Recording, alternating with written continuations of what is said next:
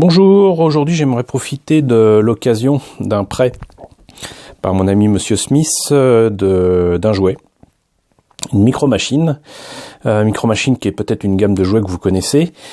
Micro-machine, ça existe depuis bien longtemps, ça s'était fait avant par une société qui s'appelait Galoob, qui a été rachetée par Hasbro. Très exactement à cause des produits Star Wars qu'ils faisaient, mais ils ne faisaient pas que du Star Wars. Micro Machine, c'était beaucoup de petits véhicules très sympathiques avec certaines fonctions, des capots qui s'ouvraient, les roues qui roulaient, parfois des petits personnages.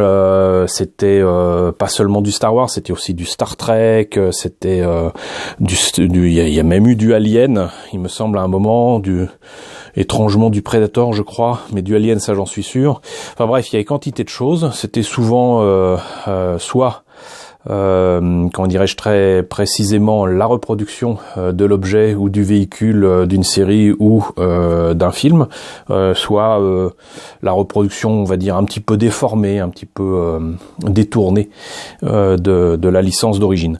Quoi qu'il en soit, là, il s'agit donc de micro-machines Star Wars. Il y a très très longtemps que je ramasse ce genre de choses, moi, mais pas neuf ou alors très rarement, pour améliorer ou compléter des idées de diorama ou de maquettes à cause des petits personnages, parce que vous l'aurez remarqué, notamment avec les dernières maquettes de Revell, quand il n'y a pas de pilote, ça peut aider. Et donc sur Micro Machine, il y a beaucoup de choses à dire. Là, il s'agit d'un objet qui est autour du réveil de la Force, donc Star Wars 7. C'est un objet que Monsieur Smith a pu trouver à vil prix à Action, sous mes bons conseils. Et il s'agit donc du Faucon Millennium qui s'ouvre sur un univers, sur une scénette, sur un diorama. Et c'est assez amusant parce que du coup, on a à la fois un grand faucon, ici, qui s'ouvre, et dans lequel on a un petit faucon. Et on voit ici d'ailleurs qu'il y a le faucon de Star Wars 7 et un petit Stormtrooper, peut-être même Flame Trooper du First Order.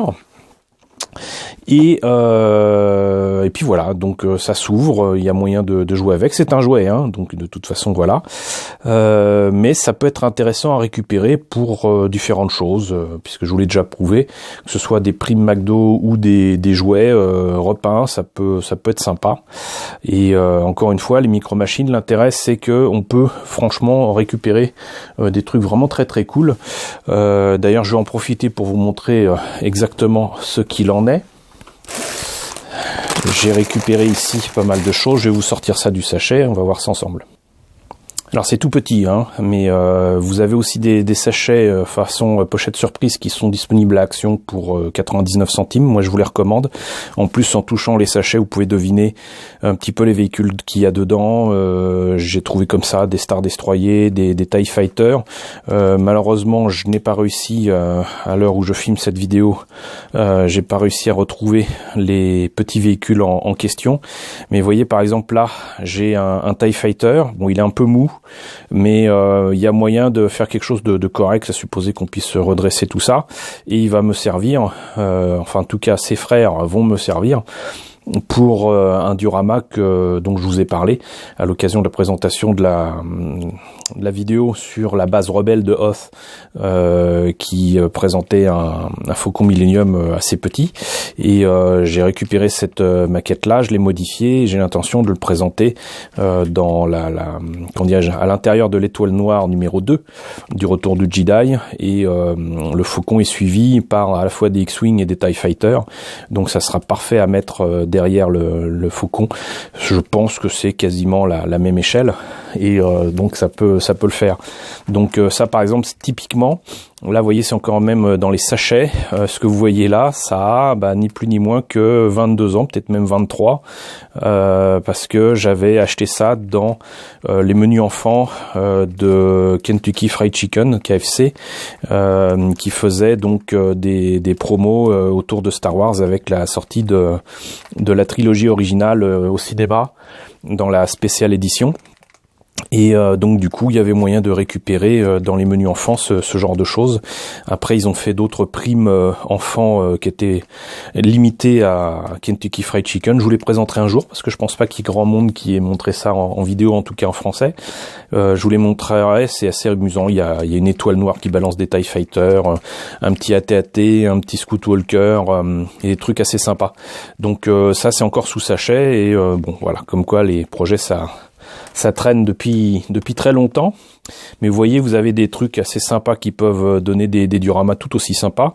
Là, par exemple, j'aime beaucoup comment on appelle ça? C'est un trailer en anglais, mais c'est le véhicule des Jawa, et il est quand même vachement détaillé, quoi. Il est petit, mais il est détaillé, et on peut l'imaginer dans un diorama ou avec le sable et tout ça, ça peut le faire. Là, c'est la capsule d'éjection qu'on voit au début de la guerre des étoiles. Pareil, c'est ce qui est utilisé par R2D2 6PO pour arriver sur Tatooine. Bah, c'est quand même pas mal du tout, quoi. Et sinon, donc, encore une fois, plein de véhicules. Là, un Y-Wing, en plus il est abîmé exprès. Là, un Slave One, voilà, c'est une quantité de choses qu'on peut faire avec tout ça, en plus des personnages. Et justement, donc, parmi les trucs qui étaient sortis chez Micro Machines au moment de l'édition spéciale, et peut-être même un petit peu avant, vers 94-95, il y avait des bustes, des têtes, si vous voulez, qui s'ouvraient et qui présentaient donc des univers, des dioramas, un petit peu comme pour le Faucon. Et dedans, il y avait Tatooine, il y avait l'étoile noire, il y avait quantité de choses. Il y avait même des objets, j'ai comme ça des sabres laser qui s'ouvrent et qui montrent par exemple la tranchée de l'étoile noire, l'attaque de l'étoile noire. Et là, par exemple, vous aviez des petites têtes là qui représentent évidemment Greedo. Et dedans, vous avez la scène iconique avec Han Solo qui est très mal peint d'ailleurs. Et ce pauvre Greedo qui est là. Et on peut le mettre à l'intérieur comme ça, et ça représente la scène de Greedo confronté à Han Solo, quoi. Et je crois même qu'il y a une espèce de Jabba ou je ne sais quoi. Je sais pas ce que c'est, mais c'est très laid là sur le fond là. Mais bon, on s'en fiche. L'intérêt c'est que là vous avez des figurines qui sont entre du 1/72 et du 1/100e, mais qui peuvent convenir à pas mal de projets de Star Wars. Là par exemple vous avez des Stormtroopers du désert, un Jawa avec une des créatures qu'on voit dans la spéciale édition justement. Là vous avez ce brave Obi-Wan Kenobi avec une épée beaucoup trop grosse, mais bon, s'en fout. Ça peut le faire aussi. Un fameux pilote rebelle qui pourrait aller à côté de certaines maquettes dont il manquerait des figurines. Un petit R2D2, même là un Dark Vador, différent Dark Vador d'ailleurs, parce qu'il y avait différents modèles. Là vous voyez. Donc ça peut le faire. Rien à voir avec du coup les personnages qui étaient livrés avec un jeu de cartes, si je me rappelle bien. Là c'est beaucoup plus grand. C'est proche du 1/50e on va dire. Et on voit que c'est quand même beaucoup plus grand que cela. J'en avais déjà parlé de toute façon, il me semble, pour le République, c'est le République Gunship, je crois, de Clone Wars, où je cherchais justement à compléter les figurines qui manquaient dans la maquette de Revel, où il y avait que 2 pauvres clone troopers à l'intérieur. Donc voilà, ça c'est le genre de choses. Il me semble que je vous avais présenté ça, qui peut faire. Mais du coup, pour Micro Machines, il n'y a pas que ça. Je pense que de toute façon vous en trouverez énormément dans des Emmaüs, des dépôts-ventes, surtout les vides-greniers. Faites les vides-greniers, c'est très important. Et là vous voyez, ça c'était des trucs genre, alors c'est pas HeroClix, c'est pas marqué dessus ce que c'est. Alors je suis désolé, moi et les jeux de cartes, les jeux de rôle, ça fait vraiment 2. Donc je peux pas vous dire, mais là aussi pareil, vous voyez, si vous récupérez ce genre de trucs, il y a certainement moyen de faire des choses assez sympas là. Ça peut le faire. Ça peut le faire vraiment à fond. Mais à un moment, ces braves messieurs dames de Galoob et de Micro Machines, ils avaient fait des figurines quand même nettement plus grandes. Là par exemple, vous avez Han Solo en Stormtrooper. Et là c'est 2 fois plus grand. Là pour le coup, ça s'approche vraiment du 1/60e. Vous avez là donc un Stormtrooper, Han Solo, un garde gamorréen, toujours un pilote rebelle, j'en ai même 2. Bon bah ça c'est parfait par exemple pour mettre dans un X-Wing de Revel dont il manquerait les pilotes, je crois que je vous l'avais montré aussi. Et là le garde gamorréen par exemple, il est un peu petit, un poil petit, mais il serait parfait dans la salle du trône du palais de Jabba, pour compléter les figurines parce qu'il n'y en a pas assez dans le diorama qui était proposé par MPC. Là un Biker Scout et même j'ai même deux Dark Vador, dites donc. Donc et en plus c'est fou parce que c'était articulé, c'est-à-dire qu'on peut bouger les bras et les jambes. C'est complètement fou. Alors tout ça pour dire que avec ces jouets là, outre les véhicules qui peuvent servir pour des projets de diorama, les figurines sont quand même assez intéressantes à récupérer aussi. Et c'est des trucs qui en plus de toute façon, pour les plus anciennes micro-machines des années 90, bah, c'est quand même assez difficile à trouver désormais. Donc vous avez tout intérêt à les prendre quand vous pouvez, parce que vous ne saurez jamais quand est-ce que vous en aurez besoin. C'est quand même relativement intéressant. Donc tout ça pour dire que même les micro-machines actuelles avec les licences de Disney et des films récents, ça peut être intéressant à prendre, surtout si c'est à petit prix. Et il se trouve que ça c'était pas bien cher, hein, c'était peut-être un peu moins de 8 €. Et ça peut être intéressant, ça peut être intéressant. Donc justement, on va voir ce qu'il y a à l'intérieur de la boîte et voir justement en quoi tout cela est intéressant. Alors première chose que je constate, le Faucon Millenium est quand même pas mal, mais avant de passer sur celui-ci, moi ce qui m'intéresse c'est de voir ce que donne le petit Faucon. Et c'est dans une matière qui est quand même pas très dure, c'est un peu mou, et force est de constater que malheureusement ici par exemple, ce Faucon il est complètement déformé. Donc on peut certainement adapter les méthodes pour remettre en état des maquettes en résine ou en soft-vinyle dans ce cas-là, donc c'est-à-dire mettre ça dans l'eau chaude et essayer de remettre ça droit. Il suffit ensuite de replonger dans l'eau froide et a priori ça pourrait fonctionner. Voilà, mais moi ce qui m'intéressait c'était de voir si c'était le même Faucon qu'avant, modifié ou non. Et il se trouve que, outre que bien évidemment le petit radar est modifié, il y a de toute façon un moyen très simple de vérifier ça, c'est que vous avez 5 trains d'atterrissage ici. Donc le radar ici qui prouve que, comme il est carré, qu'il est du réveil de la force et éventuellement certainement réutilisé pour le dernier Jedi. Mais si on compare ici, je vous ai pris le Faucon de Micro Machines d'il y a plus de 20 ans, vous pouvez voir qu'il ne s'agit pas du tout du même jouet. C'est pas le même écart des mandibules, c'est pas les mêmes détails ici. Là c'est plus petit, là c'est plus grand. Les détails sont pas les mêmes ou pas exactement au même endroit. Là la cabine est légèrement plus grande qu'ici. Bien évidemment le radar n'est pas le même, mais surtout ici vous n'avez que 3 trains d'atterrissage contre 5. Alors pour ceux qui n'ont pas suivi mes vidéos sur les nombreux sujets que j'ai fait autour du Faucon, que ce soit de chez Revel, MPC ou Fine Molds, sachez qu'en fait le premier Faucon de la Gare des Étoiles à Nouvel Espoir, le modèle était fait avec 3 trains d'atterrissage parce qu'il était conçu comme ça, mais le modèle de tournage n'avait été fait qu'à moitié, tenait parfaitement parce que il n'y a pas de nécessité de faire plus grand. Et si vous regardez bien les scènes, il n'y a pas de radar parce que cette partie-là n'avait pas été faite, ils avaient fait que cette partie-ci. Et encore pas de détails sur ce qu'il y avait au-dessus, surtout en dessous quoi. Et par contre pour l'Empire Contre-Attaque, ils l'ont fait en entier et là ils se sont rendus compte que sur 3 pieds ça ne tenait pas.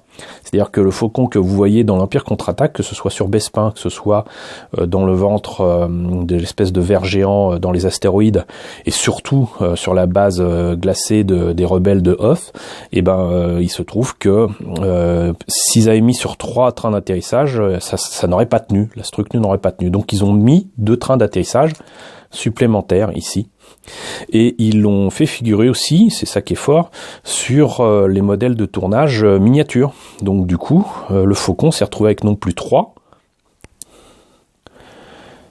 mais 5 trains d'atterrissage. Et donc du coup, ça a modifié un petit peu sa forme, parce que du coup, là, il y a les baies de train qui ont été rajoutées. Et les petits trous que vous voyez ici ont été un petit peu écartés, c'est pas exactement au même endroit. Le truc, c'est que la vieille maquette de 1980, et Monsieur Focus qui veut pas m'aider, la vieille maquette de 1980 et surtout le jouet de Kenner puis Hasbro a toujours été fait sur le même modèle. Ils n'ont pas modifié le moule pendant des années, et je vous montrerai ça un jour si vous êtes sage. Même en 2005, donc l'année de la sortie de la Revanche des Sith, le Faucon en jouet de chez Hasbro présentait encore le même problème de 3 trains d'atterrissage et non pas 5. Et en fait, la première maquette du Faucon correctement faite, qui présentait les bons détails, c'était donc la maquette de Fine-Mods que je vous ai présentée déjà en vidéo au 1.72, et qui avait donc enfin 5 trains d'atterrissage. Sinon, pendant des générations, des personnes qui étaient désireuses d'avoir le Faucon le plus accurate possible par rapport à ce qu'on voyait dans l'Empire contre-attaque et le Retour du Jedi, ont modifié la maquette MPC puis AMT RTL pour pouvoir obtenir un bon Faucon. Mais donc voilà. Et du coup, est-ce que c'est le cas ici? Bah voilà, là vous voyez, il y a bel et bien 5 trains d'atterrissage, même s'ils sont moches. Quoique, non. Enfin, ils sont moches pour une maquette, ça serait moche, mais c'est un jouet. Et il est pas si mal que ça. Et moi je note quand même qu'il y a les bons détails là où il faut, et qu'un petit jus et un petit peu de peinture, ça le rendrait vachement bien, hein, ce petit joujou. Alors sans l'ouvrir pour l'instant, bah, bien évidemment, comme il s'ouvre de partout, il y a des charnières énormes. Là pareil pour l'arrière avec le moteur, mais regardez, c'est pas si mal, c'est pas si mal. Je pense qu'il y aurait certainement moyen d'en tirer le meilleur. C'est pas impossible, c'est pas interdit de penser qu'on pourrait en tirer le meilleur avec une petite peinture appropriée. Et donc il y a la notice ici pour l'utiliser.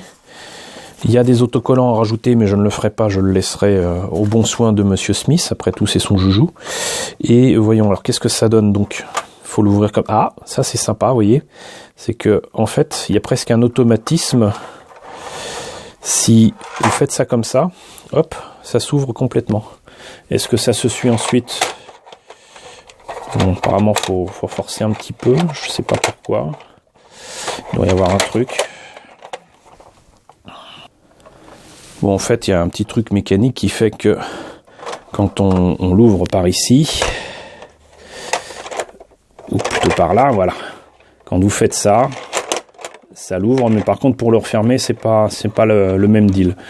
Donc vous avez ici clairement des éléments qui rappellent l'intérieur du Faucon. Ici, étrangement, c'est le village de Jakku qui se fait zapper la tronche au début du film. Pas spécialement une scène que moi j'aurais reproduit en jouet, mais enfin bon. Merci Hasbro. Et voilà, donc il y a de quoi faire. Donc clairement des scénettes Faucon, désert de Jakku ou je ne sais quoi.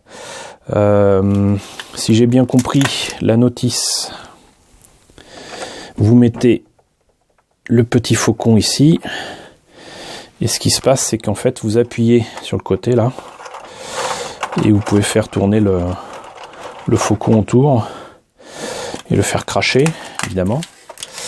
Et par contre, le seul truc qui est pas cool, c'est que dans la boîte, on voit des photos avec différents personnages, mais par contre, faut regarder quand même ici. Il est clairement indiqué, si Monsieur Focus veut bien m'aider. Les autres figurines sont vendues séparément selon les stocks. C'est-à-dire que là, on voit clairement, quand il s'appelle Podamron, Finn. Donc là, on a notre Flame Trooper. Là, on a un pilote de chasseur taille. Là, je sais pas trop ce que c'est, non, rien du tout. Voilà, donc on a ici présenté très clairement sur la photo 4 figurines, mais en fait, si on fait pas attention, on se fait avoir parce qu'il est clairement indiqué qu'il n'y aura que cette figurine-là et celle-là seulement. D'où l'intérêt, encore une fois, de profiter de petits, de petites sommes à mettre dans ces jouets-là, en solderie, en dépôt-vente, etc. Et surtout en vide-grenier. En vide-grenier, vous trouverez ça dans des bacs à jouets remplis de saloperies qui viennent de McDo. Voilà. Et ces petits trucs-là, ça m'étonnerait beaucoup qu'on vous en demande 1 euro, quoi. Il vous sera peut-être demandé quelques centimes, même pas. Donc ne passez pas à côté de ce genre d'opportunité. Voilà, donc écoutez, c'était la présentation, grâce à Monsieur Smith, encore merci à lui, de ce jouet du Faucon Millenium du Réveil de la Force. Donc selon moi, un jouet fort sympathique, ma foi. Et j'espère que ça vous aura intéressé. Si jamais ce genre de présentation de jouets vous intéresse vraiment, précisez-le-moi et je ferai en sorte d'en parler plus souvent. Parce que bon, moi j'étais parti sur l'idée de faire surtout des sujets maquettes, mais il m'est arrivé de parler de quelques jouets, alors pourquoi pas. Justement, donc j'ai retrouvé mes jouets, les jouets de la fin des années 70, début des années 80 du Faucon, le Faucon de 2005. J'ai beaucoup de produits dérivés, pas seulement autour de Star Wars, mais de beaucoup de sujets de science-fiction, pas seulement des maquettes. Donc si vraiment ça vous intéresse, exprimez-vous, dites-le moi, et puis je verrai ce que je peux faire. J'ai pas forcément tout avec moi, mais bon, de toute façon j'ai tellement de trucs que je pourrais pas vous présenter tout d'un coup. Ma collection est énorme, donc de toute manière il faudra être patient avec moi là-dessus. Je vous sortirai les choses comme elles viennent, et puis voilà. Mais il y a beaucoup de choses intéressantes à dire sur les jouets autant que sur les maquettes, donc pourquoi pas. On peut essayer de faire ça. Voilà, en tout cas j'espère que ça vous a intéressé. Dites-le moi donc dans les commentaires si ça vous a intéressé aussi.